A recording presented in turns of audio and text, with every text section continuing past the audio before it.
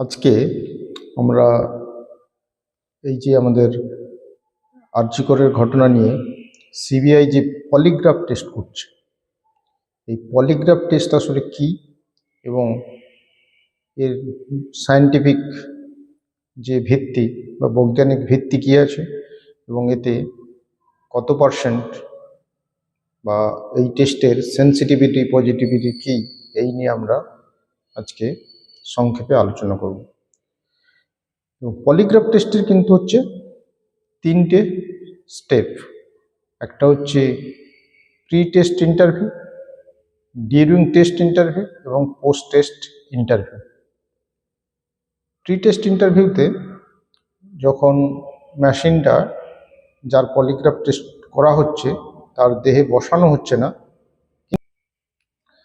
Pre test ইন্টারভিউতে পেশেন্টকে যে সম্পর্কিত ইনভেস্টিগেশনের জন্য সিবিআই গিয়েছে সেই সম্পর্কিত কিছু কোশ্চেন তাকে জিজ্ঞেস করা হয় এবং তার যে অ্যান্সার সেটা লিপিবদ্ধ করা হয় বা খাতায় লিখে রাখা হয় বা রেকর্ডিং করা হয়। এবার ডিউরিং টেস্ট ইনস্ট্রুমেন্ট লাগানোর পর এবারে ডিউরিং টেস্টে আমরা কি কি দেখি?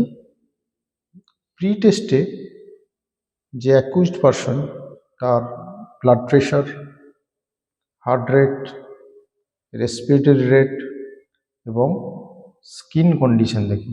স্কিন কন্ডিশনের মধ্যে স্কিনের টেম্পারেচার, স্কিনে সোয়েটিং কতটা হচ্ছে সেইগুলো দেখি। এবার ডিউরিং টেস্টে আমরা যেটা দেখি,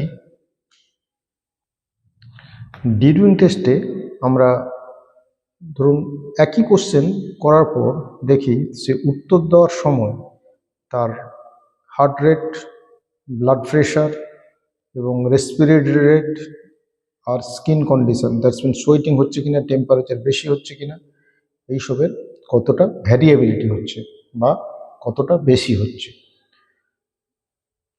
সায়েন্টিফিক্যালি দেখা যায় যদি কেউ রং অ্যান্সার বা ভুল উত্তর দিতে চায়, চেষ্টা করে, তার কিন্তু যে অটোনমিক নার্ভাস সিস্টেম অ্যাক্টিভেট হয়ে যায়, ফলে হার্ট রেট এবং রেসপিরেটরি রেট বাড়তে থাকে এবং ব্লাড প্রেশারও বাড়তে থাকে, প্রচুর ঘামতে থাকে, বডি টেম্পারেচার বেড়ে যায়। এইসবগুলো কিন্তু আমরা দেখতে পাই। সুতরাং পলিগ্রাফি টেস্টে 80 to 90% ক্ষেত্রে এখানে পেশেন্ট মিথ্যে কথা বলছে কিনা বোঝা যায়।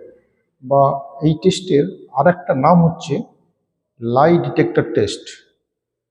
যদিও এটা কিন্তু আমাদের দেশে কোর্টে খুব একটা গ্রাহ্য নয়, যেহেতু কোর্টের অনুমতিতে পলিগ্রাফ টেস্ট করছে, এজন্য এটা হয়তো কোর্টে নিতে পারে, কিন্তু এটা আমাদের দেশে কিন্তু ইন্ডিয়ান যে পেনাল কোড বা আইপিসি আছে বা এখন যে ভারত সংহিতা যে আইন আছে তাতে কিন্তু অ্যালাউড নয়।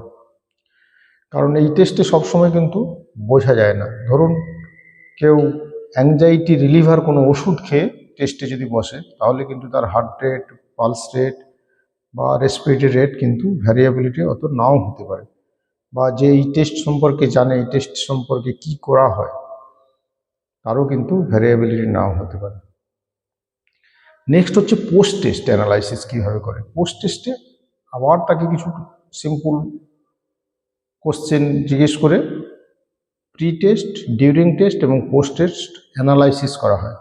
দেখা যায় যে কত পার্সেন্টের উত্তর সে তিনবারেই ঠিকঠাক বলছে, বা ডিউরিং টেস্টে তার কার্ডিওভাস্কুলার সিস্টেম, রেসপিরেটরি সিস্টেম এবং আদার্স হচ্ছে স্কিন কন্ডিশন কীভাবে চেঞ্জ হয়েছিল কোন কোন কোশ্চেনের অ্যান্সার দিতে গিয়ে। ডিউরিং টেস্ট আরেকটা মজার জিনিস হচ্ছে যে প্রথমে কিন্তু তাকে সিম্পল কোশ্চেন জিজ্ঞেস করা হয়। ধরুন নাম, বাড়ির ঠিকানা, বাবার নাম, এইসব বললে সেই সময় রেসপিরেটরি রেট বা হার্ট রেট বেড়ে যাচ্ছে কিনা, এবং যখন অন্য কোশ্চেন জিজ্ঞেস করছি সেই সময় বেড়ে যাচ্ছে কিনা। যে সমস্ত পেশেন্টের অটোনমিক নার্ভাস সিস্টেমে বা অটোনমিক নিউরোপ্যাথি আছে, সেই সব পেশেন্টের ক্ষেত্রে কিন্তু পলিগ্রাফি টেস্ট গ্রহণযোগ্য নয়, কারণ তাদের অটোমেটিক্যালি অটোনমিক নার্ভাস সিস্টেম হচ্ছে গণ্ডগোল করে আছে। কারণ পেশেন্টের যে ডায়াবেটিক নিউরোপ্যাথি থাকে, আদার্স পেশেন্ট অ্যাংজাইটি বা ফোবিয়াতে ভুগছে, তাদের ক্ষেত্রে কিন্তু অতটা গুরুত্বপূর্ণ নয়। তাহলে পলিগ্রাফ টেস্ট ইনভেন্ট হয়েছিল কেন? পলিগ্রাফ টেস্ট ইনভেন্ট হয়েছিল, ধরুন ডিফেন্সে যারা চাকরি করে, যারা সিকিউরিটি পার্সোনাল, তাদের মধ্যে মিথ্যে কথা বলার প্রবণতা আছে কিনা। যেহেতু এই টেস্টে 80 থেকে 85 বা 90% একটা লাই, সে মিথ্যে কথা বলছে কিনা ডিটেকশন করা যায়। এই জন্য এইসব জায়গায় রিক্রুটমেন্টের আগে বড় বড় কোম্পানিতে কিন্তু পলিগ্রাফ টেস্ট করে দেখে। এবার আসি আমাদের আরজি করের যে ইনসিডেন্ট, এই প্রসঙ্গে যে লাই ডিটেক্টর টেস্ট বা পলিগ্রাফ টেস্ট হচ্ছে, এটা থেকে আমরা কি কিছু পেতে পারি? হয়তো দু একটা ক্লু পেতে পারি, কিন্তু আমার অন্তত মনে হয় না এর থেকে সিবিআই কিছু কনক্লুসিভ কিছু পাবে বলে।